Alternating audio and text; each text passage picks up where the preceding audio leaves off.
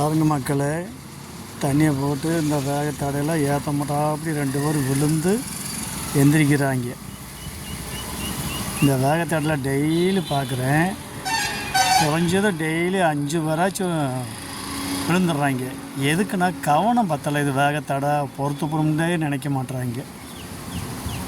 MK தேவர் பேசுகிறேன். அப்புறம் எப்படி இங்கே ஆக்சிடெண்ட் குறையும்? அங்கே வர நிற்க முடியல அந்த வக்கால ஓலி.